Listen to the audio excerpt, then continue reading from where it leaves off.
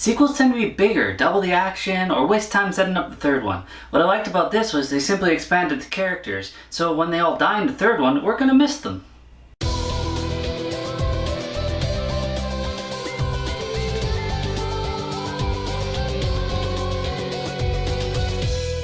This movie's a lot of fun, lots of laughs, lots of excitement, but let's get serious for a moment. When are we gonna bring in Star-Lord's younger brother, McLovin?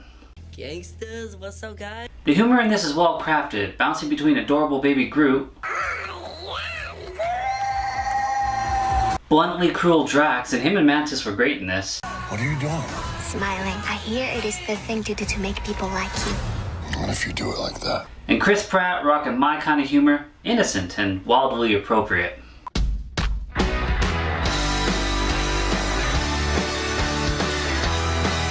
What really complements this one is the addition of talented actors. I love seeing Stallone and even Michelle Yeoh. James Gunn gave his brother Sean an even bigger part this time around. Elizabeth Debicki from The Night Manager and The Man from U.N.C.L.E. was solid in this. I enjoyed her as the Gold People leader. I like the drone ships, that was a nice video game joke. Laura Haddock from Da Vinci's Demons returns as Star-Lord's mother, which I thought was the best emotional part of the first one. And I'll cover how awesome Kurt Russell was later, but my favorite cameo was the Sovereign's Admiral played by Ben Browder. I wanted to geek out to my friend beside me, but J-Lo don't know Farscape.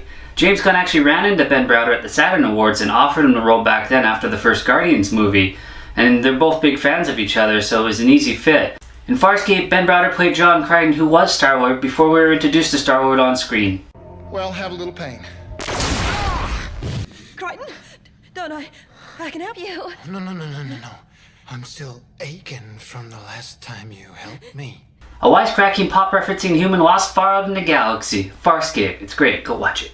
So the story is really three parts blended together. You got the Ravager storyline with Yandu, you've got the Gold People race the Sovereign in pursuit of the Guardians, and Star-Lord has his daddy issues.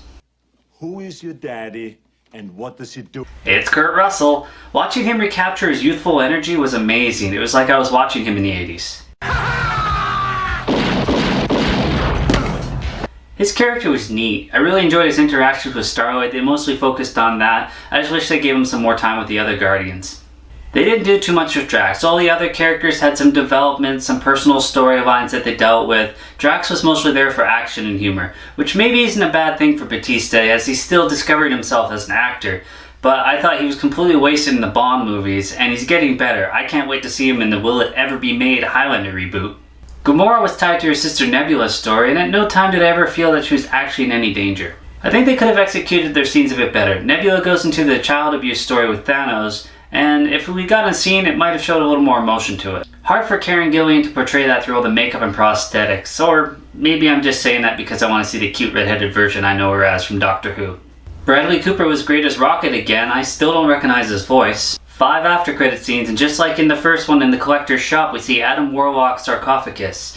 Guarantee we're going to see him in the next one. Gunn wanted to include him in this one, but he didn't have time for both Adam and Mantis was pretty great and pretty necessary for the story. In conclusion, this movie is totally worth seeing in the theaters. I don't think you'll be fully satisfied, as there's a lot more fun and laughs than there is substance, but we go to the movies to escape and have a good time, and it totally provides that. And like I said, it developed the characters a lot more. It didn't really let me down at all. And when I mean less substance, let's put that on a scale for you. Transformers would be a 1, Guardians would be an 11. So, as always, thanks for watching. Oh, no one's going anywhere, not even at Disneyland. Not before we all have the breakfast of losers. I need you to understand that crackers don't matter. Wrong answer.